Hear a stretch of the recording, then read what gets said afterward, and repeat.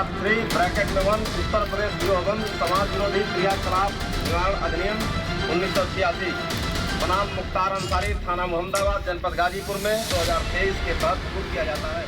बाबा के बुलडोजर की ये चोट उत्तर प्रदेश में सिर्फ माफिया और उसके गुर्गों के अवैध निर्माण पर ही नहीं, बल्कि दहशत के उस काले साम्राज्य पर भी है जिसे कई दशकों से अतीक और मुख्तार जैसे अपराधियों ने उत्तर प्रदेश में खड़ा किया था। लेकिन योगी राज में अपराध का किला ध्वस्त हो गया, माफिया का साम्राज्य मिट्टी में मिल गया।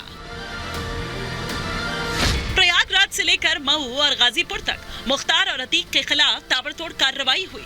कई संपत्तियों को जब्त किया गया, कई पर बुलडोजर चला, लेकिन अपराधी माफिया के खिलाफ ये कार्रवाई विपक्ष को रास नहीं आई। सपा और बसपा तो पहले से ही बुलडोजर कार्रवाई पर सवाल खड़े कर रहे थे, लेकिन अब मौलाना तौकीर रजा ने भी एक वर्ग विशेष पर बुलडोजर चलाने के आरोप मढ़कर पूछा कि उमेश पाल के कातिलों के घर बुलडोजर क्यों नहीं पहुंचा। क्या बुलडोजर सिर्फ मुसलमान के लिए है? कातिल गिरफ्तार नहीं किए जा रहे हैं, उन पर मुकदमा कायम नहीं किया जा रहा है, उनको भगाया जा रहा है। उन कातिलों के घर पर बुलडोजर अभी तक क्यों नहीं चलाया गया? मेरा सवाल ये है। अगर बुलडोजर एक कानूनी कार्रवाई है तो कानूनी कार्रवाई के तहत बुलडोजर उन कातिलों के घर भी चलना चाहिए था, वो क्यों नहीं चलाया गया? बुलडोजर के प्रहार से सिर्फ मौलाना तौकीर रजा ही परेशान नहीं है, बल्कि माफिया को मिट्टी में मिलाने वाले योगी के प्रण के बाद विपक्षी दलों में भी खलबली मची हुई है।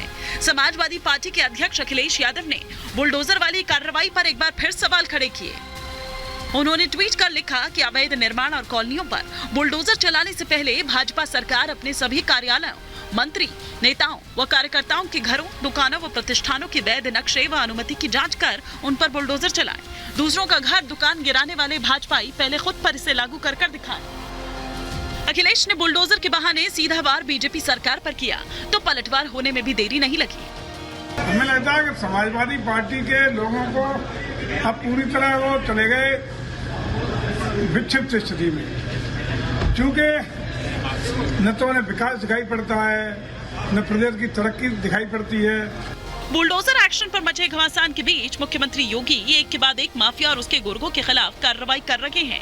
आज गाजीपुर में माफिया मुख्तार के चचेरे भाई मंसूर अंसारी के 26 लाख की बेनामी संपत्ति को मुनादे कर प्रशासन ने कुर्क कर दिया। वहीं अतीक के करीबियों के खिलाफ एक बार फिर बुलडोजर एक्शन की तैयारी है। पीडीए ने अतीक और उसके करीबियों के अवैध निर्माण की लिस्ट तैयार की है, जहाँ जल्द बाबा का बुलडोजर गरज सकता है। लेकिन जब माफिया पस्त है, अवैध निर्माण ध्वस्त है, तो विपक्ष इस पर भी सवाल खड़े कर रहा है।